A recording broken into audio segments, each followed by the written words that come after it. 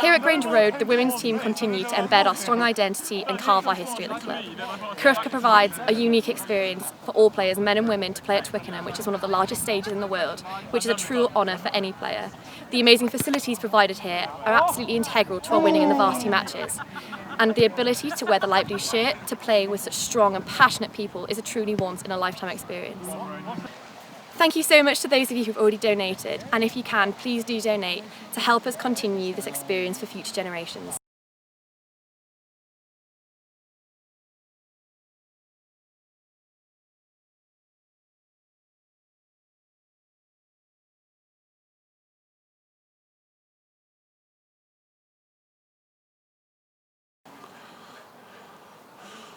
On behalf of everybody here at Grange Road, we'd like to say a massive thank you to the over 200 former players and supporters who have already contributed to Red Lion 150. Without your support, we might possibly not be here today, and we would certainly not have achieved a 75% varsity winning record for both men and women over the last 4 years. You have definitely made a huge difference, and now we hope that all the rest of the alumni receiving this will join in and do the same. Thank you. The telethon that we are going to be running in October is a chance for all of you to get involved at whatever level. A small amount per month, larger amounts, would be very happy to get a positive feedback and response from all of you. So please, when one of our players calls you, please talk to them, understand what's going on, and we look forward to your further contributions.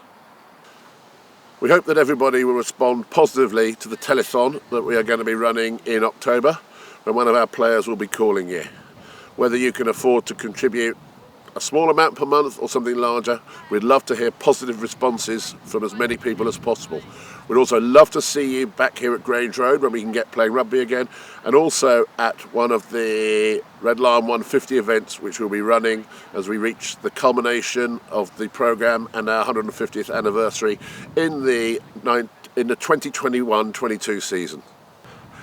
We also hope that as many of you as possible will join us at the Red Lion 150th anniversary events, which will take place in the 2021-22 season.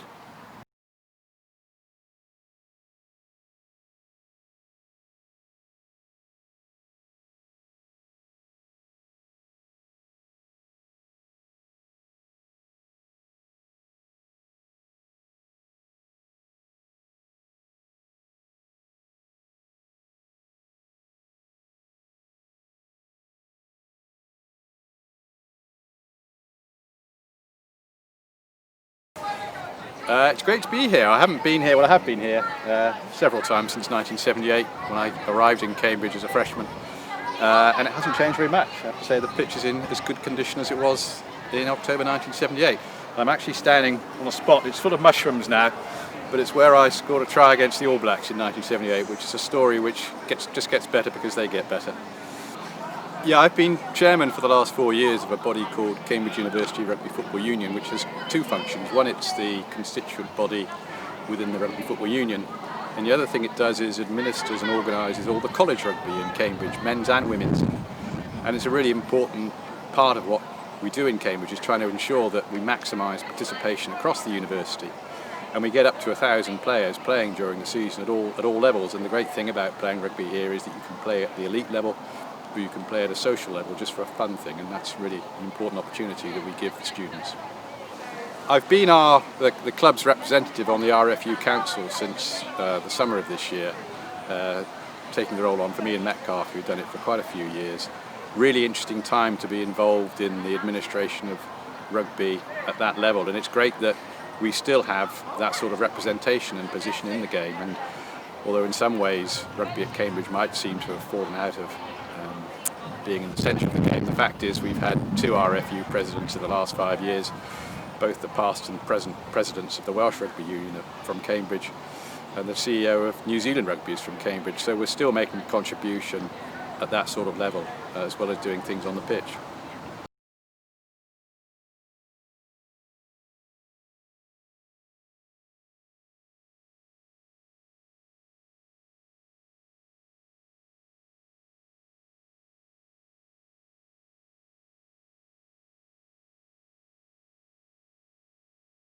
So Cambridge Women's Rugby merged with CURUFC in 2015, and I've been really impressed with how well the integration has gone over the last 5 years. I think the opportunities that the women get are well beyond what I ever could have hoped or dreamt of as a player, and it's been amazing to see the players themselves across both men's and women's sides of the club really step up to take on the one club attitude.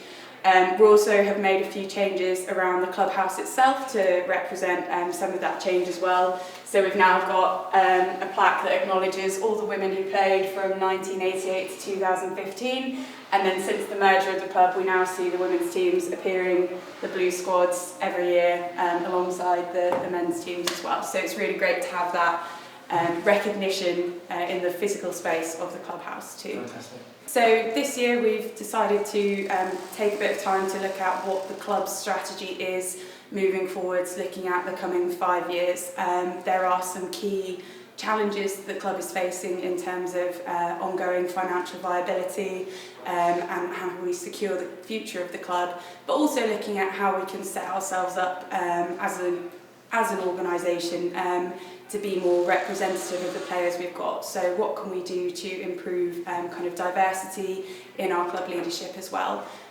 So we're currently looking at what that 5-year plan can be that will make sure we can continue to provide an outstanding playing experience and that we can continue to be on the front foot of what a great inclusive rugby club looks like. So the things that have come out from speaking to the players as really important are the standard of rugby and the standard of coaching that they receive, and that's across both the women's and the men's squads. So they have professional strength and conditioning coaching available to them and a very high standard of playing coaching too. So making sure that we can secure that for the future is very important. Also looking at our facilities and how we can make sure that those are fit for purpose for all players.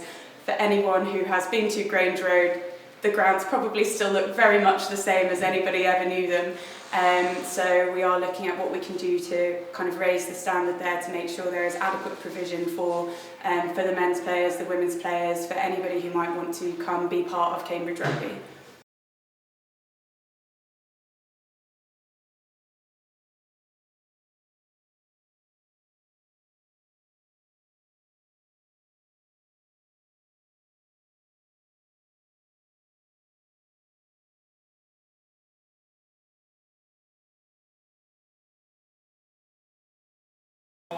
We've recently done a very important survey amongst all of the players and have been asking them what they want from Cambridge University Rugby Union Football Club. And the feedback that they've given us is absolutely fascinating. The players are really focused on rugby and winning rugby games. We've just about got the club to the place that we want it to be, where we're winning more than our fair share of varsity matches. And really now the project is building out the coaching, strength and conditioning and physio infrastructure. The donations that we've received so far have been fantastic, absolutely invaluable, but there is more work to do as we look to progress over the coming years. So we'd really appreciate the support of all of our alumni and friends as we work to do that.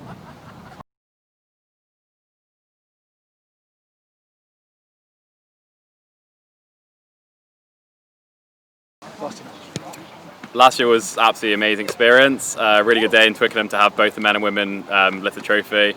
Personally, massive achievement, and I'm really grateful to the guys around me who gave me the opportunity to do it. Yeah, it was really nice coming back to Grange Road today for the first time in a few months and getting the opportunity to see what a great place it is.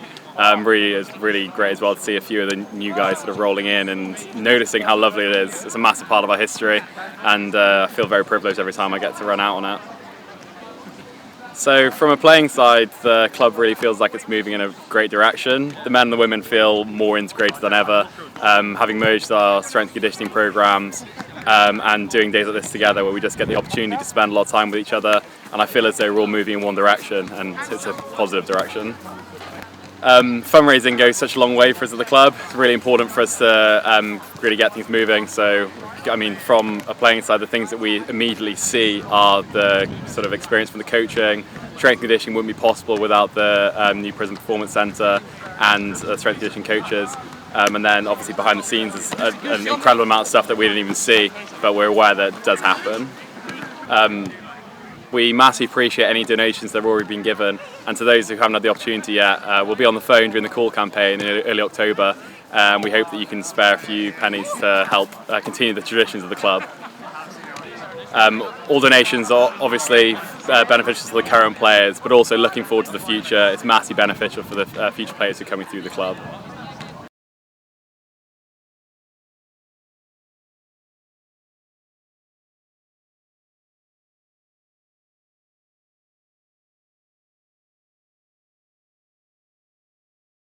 As the coach to the first ever women's rugby varsity match back in 1988, it's absolutely fantastic to see the integration that's gone on here today and the training that's taken place. It's also magnificent to come back after such a long time and see the work that's been going on with the ground. You can see everything here behind me and all the work to the stand over there. It's magnificent to see the efforts that everybody is putting into the club. If we look at how things have changed over the last 32 years since the first women's varsity match, it's quite fantastic to see how this integration works. And at that time, we would never have believed such change would have taken place.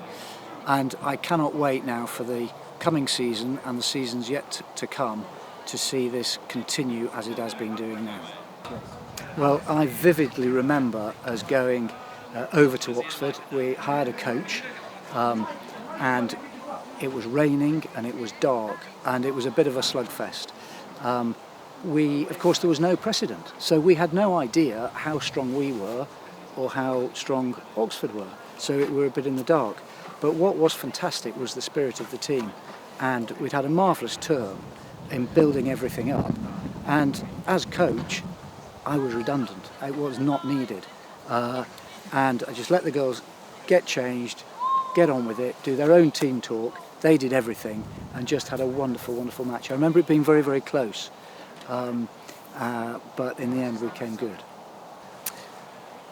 I don't remember a lot about the match. I was probably as nervous for the women's match as I was for the men's match that year, as I was captain of the university.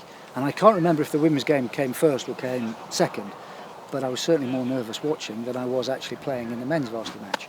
And of course the women won and the men lost, but that's another story. I do remember a very bad injury to an Oxford player who sadly cut her head, which wasn't a great start to a rugby career, but it was a pure accident. And it was fierce. It was a real full-on, full-blooded, full-throttle game. And I remember more about the early part of the session afterwards, where we really got stuck in, but I don't remember the journey back very much.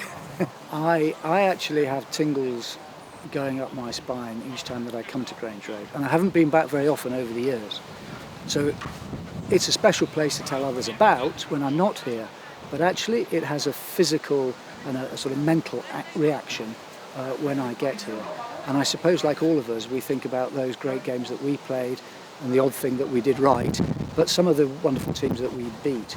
But also, actually, I think as you get older, you think more about the people who you played with and the occasions that you had before games and after games, and the actual 80 minutes is only a small part of the whole thing. I think a lot of this is that there is a risk of everybody thinking of it as being just today. And one of the things I like to keep hold of is the intergenerational streams that come through. So we not only see, constant generations coming through of a similar age playing, but it's for their next generation, the generation after that. And the tradition and the history of this club goes back to 1870s, first varsity match 1872. It will be fantastic to think beyond next season, beyond the season after, but the next half century and the next 100 years. And the investment that we're making today must ensure not just next season, but the next 100 seasons.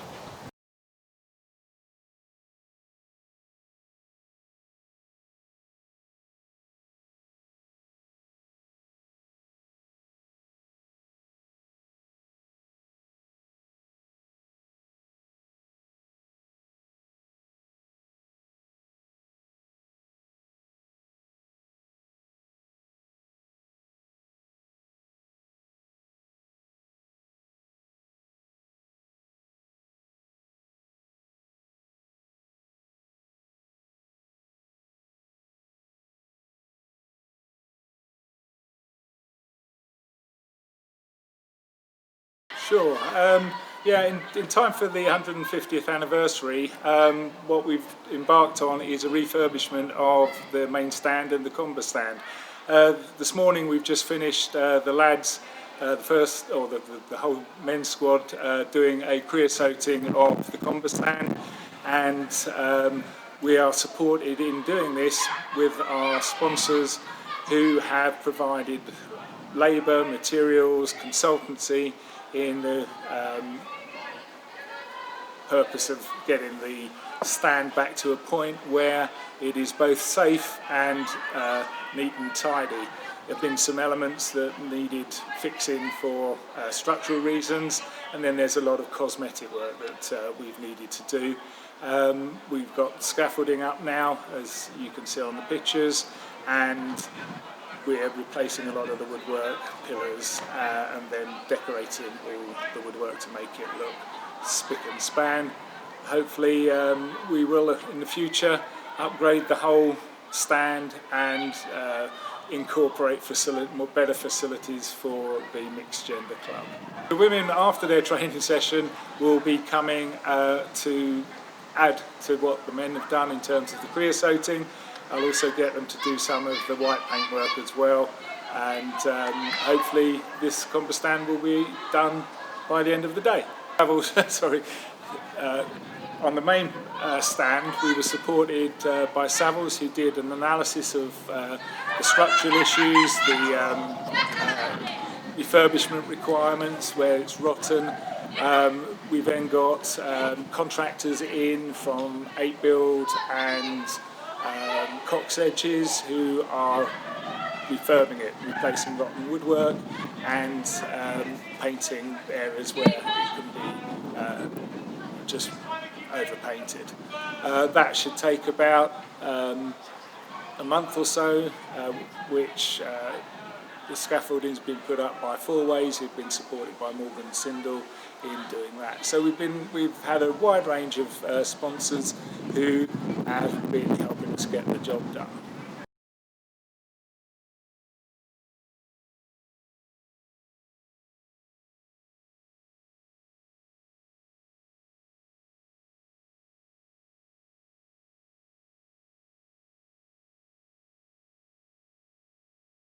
Hi, I'm Tony Rogers. I have had the privilege and honour of being associated with this club for over 50 years on the playing side, the coaching side and the watching side. And it's now a great pleasure to come down with my old mucker, Phil Keith Roach, who was also very instrumental in the coaching over the 80s and 90s, and in fact coached the England rugby side to victory, the scrum anyway, in 2003. But now it's a great pleasure to come down and watch men and women playing here. And they play with the same passion that we did many, many years ago. And it's wonderful to see in this great pitch the men and the women enjoying rugby. And there is a passion down here, and we want to make sure that that passion continues by providing the facilities that we can. And in this day and age, we are desperate for help. Like many other clubs, many other people, and anything you can do to help us would be much appreciated. Hello, any help that you can give the club. COVID has taken away a lot of the plans that have been very meticulously laid here by the committee, the hard-working committee, and any help that you can give us to maintain this tradition and to give future generations the passion that we've had for this club, it would be most appreciated. Any help that you can give us would be much appreciated in order to give future generations the chance to play on this wonderful pitch and to be part of this magnificent club.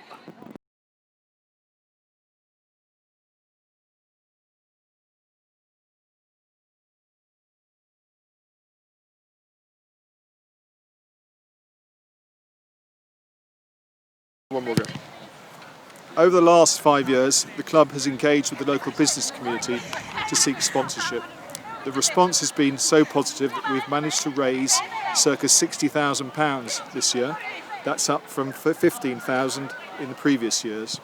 This sponsorship takes the format of perimeter boards, match day sponsorships, perimeter, we've done perimeters, programme and various dinners such as the pre-Steel Bodger dinner. The generosity of local sponsors is best demonstrated by Prism Architectural, who together with the players raised the funds and built the Prism Performance Centre, which has had such a positive effect on the strength and conditioning of all the players in the teams.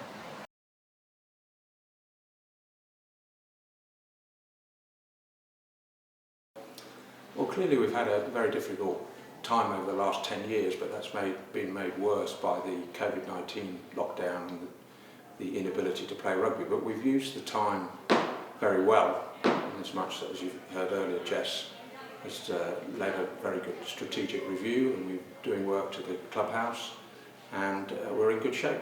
The really important thing that's come out of the strategy is that the players are very focused on the quality of the playing side of the club, which means they really aspire to top-class coaching, top-class strength and conditioning, and top-class facilities.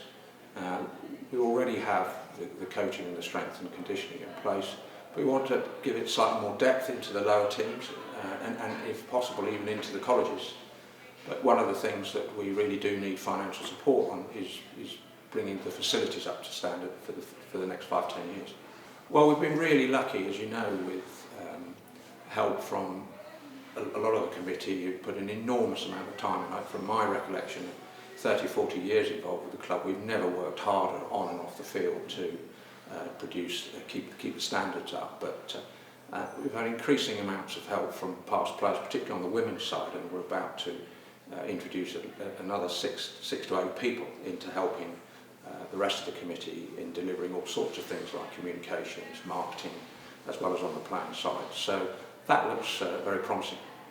Yeah, for those people who want to help but clearly don't live, geography is a problem or time at work is a problem, well, we really do need financial help. But I think when people are offering to give money, they need to be sure that they're giving money to a good cause, and a cause that knows where it's going. And certainly we're getting increasing signals from the university that they want to help us and support us. And the rugby union still value us, they still would like us to be at Twickenham if we can be. But we do have to keep the facilities at Grange Road up to scratch, and we're doing a lot of work this year, but we'll always need more finance. So those people that can't help us with their time, if they could help us with some sort of financial contribution, no matter how much they want it to be, it would be enormously beneficial to us. I think one of the things that the players treasure from the rugby club is that when they come and they join, at whatever standard they play at, they have really fond memories of playing at Grange Road, playing in college rugby, playing maybe 60s. And they want to leave a legacy that really it's as important to them today, winning a varsity match, as it was to us when we were playing 30, 40 years ago. That has not gone away. The sheer thrill and aspiration to beat the other place has simply not gone away.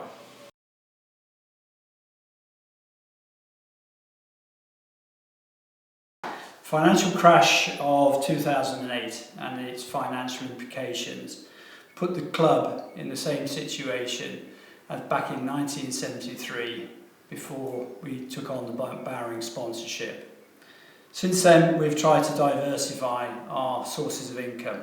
We've been working with the university, local sponsors and involving corporates for the Steel Bodger game to ensure that delivers plenty of revenue from that match.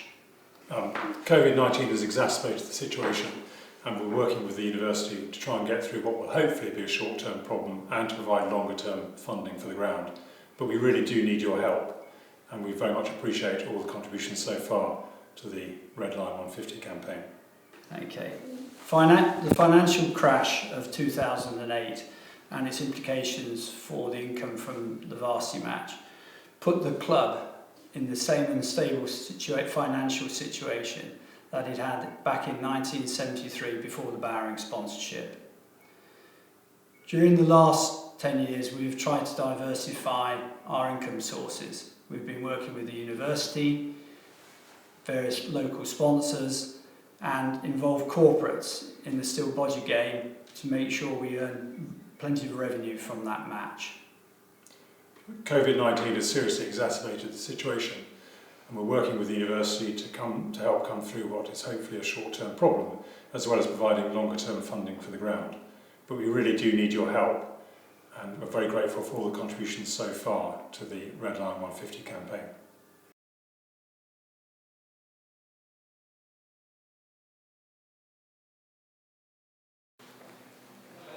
I'd like to thank everybody who's already made a gift to the club. It goes out without saying that we wouldn't be able to do any of the stuff that we've done without the support that you've made. Thank you very much. However, there are many more of you who have not yet given, and the success of this campaign will depend upon the participation of the many rather than the few. We need everybody to think about what they can afford to do for our club. Be that a £5 a month, the cost of a pint of beer, or something more significant, like naming a seat in front of the pavilion. We're asking you to set up a regular, affordable donation that can run until further notice, until you decide to change it.